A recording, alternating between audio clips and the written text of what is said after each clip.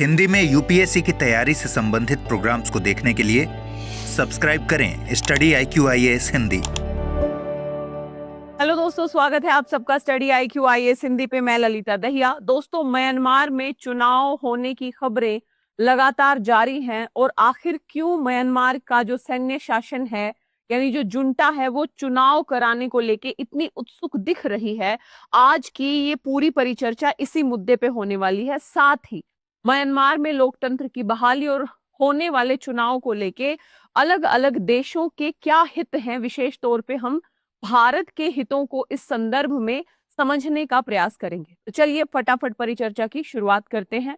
सबसे पहले तो मैं आप लोगों को बता दूं कि म्यांमार की यदि हम वास्तविक हालत देखें तो वर्तमान में म्यांमार के अंदर सैन्य शासन है। हमें पता है कि जुंटा ने 2021 में जो वहां की लोकतांत्रिक सरकार थी, आंग सान सूकी की जो NLD पार्टी थी, बेसिकली उसको नजरबंद कर दिया था, तख्ता पलट कर दिया था उस चुनी हुई सरकार का और शासन अपने हाथों में ले लिया था। ध्यान रखिएगा, ये 2021 से ही जो म्यांमार है ये गृह युद्ध में फंसा है। बड़े स्तर पे वहां पे जातीय जो सशस्त्र संगठन है अलग अलग क्षेत्रों में विद्रोह कर रहे हैं वहां की सेना के खिलाफ लोकतंत्र की बहाली के लिए। ध्यान रखिएगा, तो बड़े स्तर पे जो म्यांमार में है, म्यांमार में गृह युद्ध जैसे हालात हमें देखने को मिल रहे हैं। लगातार सेना की तरफ से भी इस तरीके के विद्रोहों को दबाने के लगातार प्रयास हुए हैं, लेकिन सेना पूरी तरीके से इन विद्रोहों को नहीं दबा पाई। यहाँ तक कि म्यांमार की सेना के ऊपर अपने ही नागरिकों की हत्या के बड़े स्तर पे आरोप भी हम देखते हैं पिछले कुछ सालों में बड़े स्तर पे लगे हैं। ध्यान रखिएगा, इस संघर्ष में हाल के दिनों में जुंटा शासन को और बड़ा झटका लगा। कई महत्वपूर्ण क्षेत्र विद्रोही बलों के कब्जों में चले गए हैं। यहाँ पे जैसा कि मैंने आपको बताया कि 2021 में सेना ने जो सत्ता थी वो हथिया ली थी, आंग सान सूकी की चुनी हुई सरकार का तख्ता पलट कर दिया था और इस तख्ता पलट के बाद से ही पूरे के पूरे म्यांमार में सशस्त्र प्रतिरोध और व्यापक संघर्ष शुरू हो गए थे।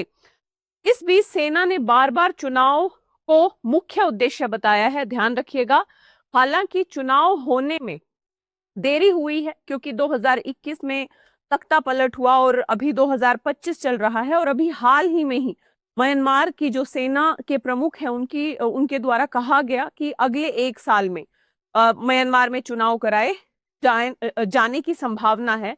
मोटे तौर पे जनवरी 2026 के आसपास म्यांमार में चुनाव होने की संभावना है। तो ये तो मैंने पूरी पृष्ठभूमि आपको बता दी कि 2021 से म्यांमार के अंदर चल क्या रहा है, किस तरीके से सशस्त्र विद्रोह, वहां के जो जातीय सशस्त्र संगठन है, अलग अलग सशस्त्र संगठन अलग अलग क्षेत्रों में काम कर रहे हैं जो सेना को सीधी टक्कर दे रहे हैं कहीं ना कहीं। तो ऐसे में सवाल ये उठता है कि आखिर जुंटा 2021 के बाद से अब चुनाव कराने को लेके इतनी उत्सुक क्यों दिख रही है। इस मुद्दे को यदि हम ध्यान से समझने का प्रयास करें तो सबसे बड़ा जो कारण है वो ये है कि अपनी सत्ता को वैध करना और अंतरराष्ट्रीय समर्थन हासिल करना। ध्यान रखिएगा, जुंटा को अंतरराष्ट्रीय समर्थन हासिल नहीं है, विशेष तौर पे यदि हम पश्चिमी देशों के समर्थन की बात करें बिल्कुल हासिल नहीं है। तो ऐसे में वैध करना अपनी सत्ता को, अंतरराष्ट्रीय समर्थन हासिल करना, ये मुख्य उद्देश्य है चुनाव कराने का। जुंटा पहले ही तख्ता पलट कर चुका है जिसे अंतरराष्ट्रीय स्तर पे मान्यता प्राप्त नहीं हुई है और चुनाव के माध्यम से जो जुंटा है ये दिखाना चाहता है कि वो लोकप्रिय समर्थन के साथ सत्ता में है, जिससे उसकी स्थिति मजबूत होगी। यानी एक बड़ा कारण है बेसिकली जुंटा के चुनाव का समर्थन करने का सत्ता की वैधता, यानी अंतरराष्ट्रीय स्तर पर उसकी सत्ता को वैधता मिल जाए, अंतरराष्ट्रीय समर्थन मिल जाए। सत्ता का विस्तार, यानी देश के कई हिस्सों में जो जातीय सशस्त्र संगठन हैं जो इस बेसिस पे जुंटा का विरोध कर रहे हैं कि लोकतांत्रिक प्रणाली को बर्खास्त करके, तख्ता पलट करके ये सत्ता में आए हैं, तो चुनाव के माध्यम से जब जो शासन है वो सेना के हाथ में ही या सेना की समर्थित पार्टियों के हाथ में ही रहेगा, तो कहीं ना कहीं सत्ता का म्यांमार के अंदर बेहतर तरीके से विस्तार भी हो पाएगा और अराजकता की जो सिचुएशन बनी हुई है म्यांमार के अंदर, ध्यान रखिएगा 2021 के बाद से अराजकता और संघर्ष जो झेलना पड़ा है म्यांमार को, उससे भी मुक्ति मिलने की उम्मीद होगी। लेकिन ये एक दृश्य विषय वस्तु है। क्यों?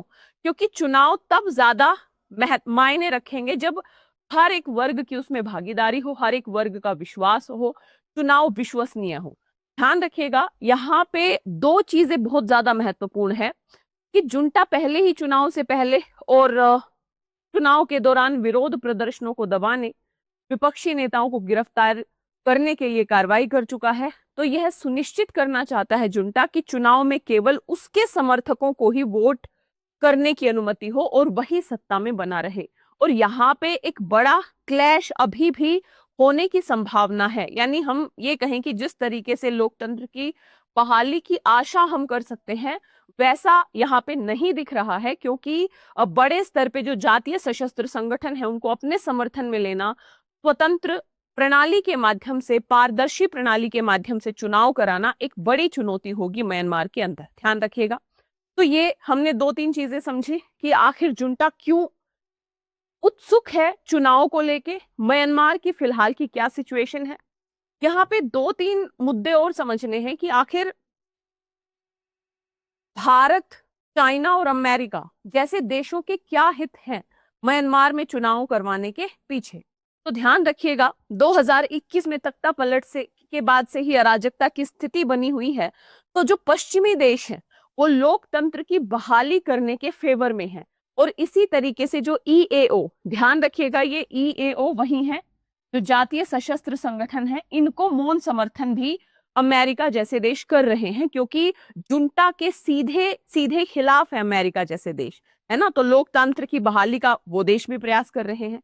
यदि भारत के लिए म्यांमार में निष्पक्ष चुनाव और लोकतंत्र की बहाली के मुद्दे की बात करें, तो भारत में जो म्यांमार का ये संघर्ष है, भारत की पूर्वोत्तर की सीमाओं पर और अपनी एक्ट ईस्ट नीति पर प्रभाव के मद्देनजर भारत के लिए एक शांत, एक लोकतांत्रिक, एक सुव्यवस्थित, एक अराजकता मुक्त म्यांमार काफी ज्यादा महत्वपूर्ण है। चाहे हमारे पूर्वोत्तर की सुरक्षा हो, चाहे हम एक्ट ईस्ट पॉलिसी के मद्देनजर म्यांमार को एक बेहतरीन रास्ते के तौर पे देखते हो, तो इन सब के मद्देनजर हमारे लिए शांत म्यांमार काफी ज्यादा महत्वपूर्ण है।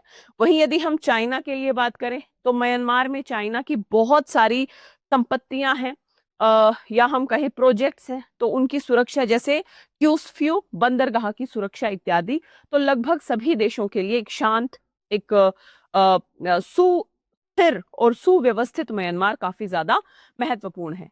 यहाँ पे यदि म्यांमार की वर्तमान की बात करें, तो अवैध ड्रग उत्पादन हो, चाहे तस्करी हो, चाहे साइबर स्कैम उद्योग हो, क्रिटिकल अर्थ माइनिंग हो, अन्य अवैध गतिविधियां अभी बड़े स्तर पे म्यांमार के अंदर चल रही हैं, जो भारत के राष्ट्रीय हितों के लिए काफी ज्यादा घातक साबित हो रही हैं, विशेष तौर पे हमारी पूर्वोत्तर की सुरक्षा और पूर्वोत्तर में अवैध ड्रग्स तस्करी इत्यादि मुद्दों को लेके। ध्यान रखिएगा, हालांकि म्यांमार में अंतर्राष्ट्रीय समुदाय के हित अलग अलग हो सकते हैं, लेकिन अराजकता का एक पहलू जो सभी के लिए समान है, वो है चुनाव और लोकतंत्र की बहाली का महत्व। यानी भारत के हित अलग हो सकते हैं, अमेरिका के अलग हो सकते हैं, चाइना के अलग हो सकते हैं, लेकिन इन सभी देशों के हित म्यांमार के अंदर लोकतंत्र की बहाली के माध्यम से ही पूरे होंगे। ध्यान रखिएगा, तो इसलिए लगभग सभी देश ये प्रयास कर रहे हैं कि किसी तरीके से लोकतंत्र वहां पे बहाल हो जाए, निष्पक्ष और स्वतंत्र चुनाव कराए जाए। यदि हम तत्मदाव यानी सेना की बात करें, तो जनता की धारणा के विपरीत चुनाव एक आवश्यक अगला कदम प्रतीत हो रहा है।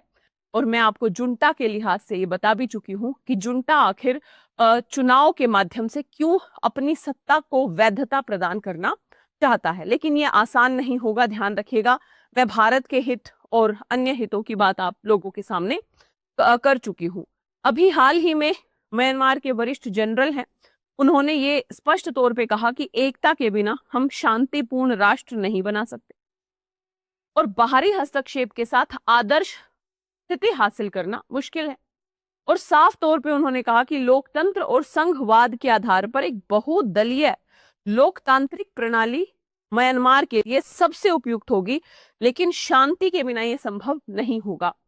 यानी जो सशस्त्र बल हैं उनको भी समझना होगा कि चुनाव किसी भी तरीके से हो, निष्पक्ष हो, है ना, सुनियोजित हो, और हम ये कह सकते हैं पारदर्शी हो, और चुनाव के माध्यम से ही सत्ता के शीर्ष पे जो पार्टी बैठे वही सत्ता का संचालन करे। ये सबकी भलाई के लिए होगा, जो कि शांति के बिना और बाहरी देशों के हस्तक्षेप के अंतर्गत पॉसिबल नहीं है। ठीक है, तो ये पूरा का पूरा मुद्दा है। ध्यान रखिएगा, यहाँ पे यदि हम एक्सपर्ट्स की माने तो एक्सपर्ट्स का कहना है संभावना यह है कि राष्ट्रवादी तत्वदाव यानी जो सेना समर्थित पार्टी है, United solidarity and development party, ये सत्ता में आएगी। दो प्रमुख पार्टियां हैं, एक तो United solidarity and development party जिसे सेना का समर्थन हासिल है, और दूसरी महत्वपूर्ण पार्टी हमें पता है नेशनल लीग फॉर डेमोक्रेसी, जो कि आंग सान सू समर्थित पार्टी है।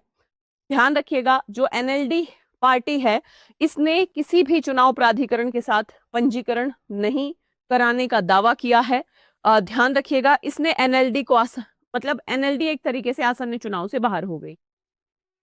अब फिर मुद्दा यही आ गया कि जो म्यांमार है ये बड़े उथल पुथल से गुजर रहा है, चुनाव महत्वपूर्ण मोड़ साबित हो सकते हैं, कुछ हितधारकों को करीब ला सकते हैं, लेकिन कुछ को दूर भी कर सकते हैं। यानी चुनाव के माध्यम से ही म्यांमार की सारी समस्याओं का समाधान हो जाए, ये भी एक कहना एक तरफा होगा। ध्यान रखिएगा, क्यों? क्योंकि जो जातीय सशस्त्र संगठन है वो स्पष्ट तौर पे अड़े हुए हैं स्वतंत्र चुनाव पे, और ये निश्चित है कि वो लड़ाई जारी रखेंगे जब तक कि 2008 में बना संविधान भंग नहीं हो जाए। तो ऐसे में इन परिस्थितियों में स्थिरता और शांति आसानी से हासिल नहीं होने वाली है, अराजकता जारी रहेगी। संघर्ष में जहां दोनों पक्ष लोगों के लिए लड़ने का दावा करते हैं, वहीं नागरिक पीड़ित होते रहेंगे, और आज के सभी संघर्षों की तरह किसी निर्णायक विजेता की फिलहाल हमें म्यांमार के अंदर उम्मीद नहीं दिख रही है। ध्यान रखिएगा, म्यांमार के अंदर चुनाव की घोषणा भले ही हो गई है, लेकिन जुंटा का जो स्वार्थ है कहीं ना कहीं अपनी समर्थित सत्ता को बाई हुक और बाई क्रुक सत्ता पे काबिज करवाना, और दूसरी तरफ जो जातीय सशस्त्र संगठन है उनके विद्रोह के अलग अलग दावे वो जिंदा ही हैं। यहाँ पर एक छोटी सी बात और थी कि सेना के नियंत्रण में चुनाव जो है ये ना तो स्वतंत्र और ना ही निष्पक्ष होने की कोई गारंटी है, क्योंकि वहां कोई स्वतंत्र मीडिया नहीं है, और आंग सान सू की के नेतृत्व वाली जो नेशनल लीग फॉर डेमोक्रेटिक है इसके अधिकांश नेता तो गिरफ्तार ही हैं।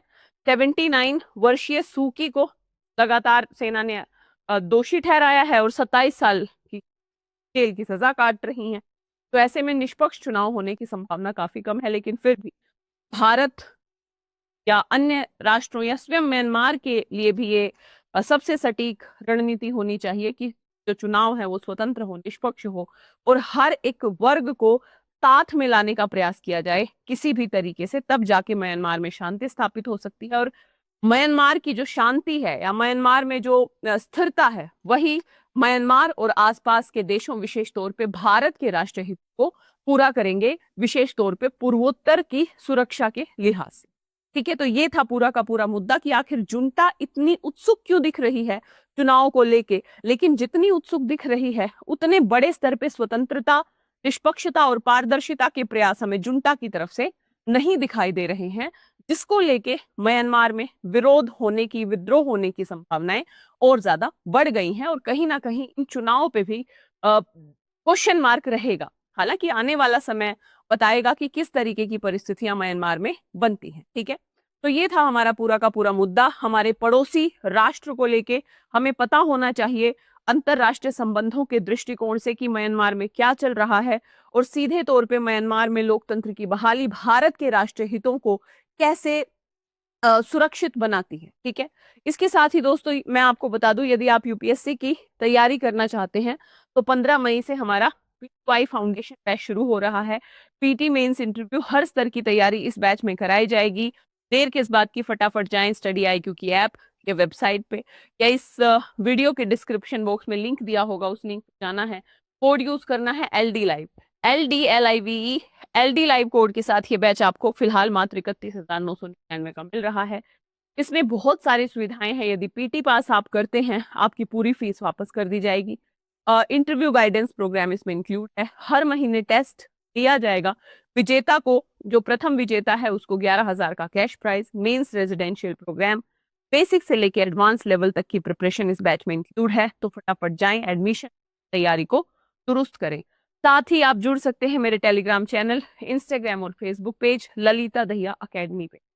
ध्यान रखिएगा। तो ये थी पूरा मुद्दा। आपका क्या कहना है म्यांमार के चुनाव पे? कमेंट बॉक्स में अपनी राय जरूर दीजिएगा।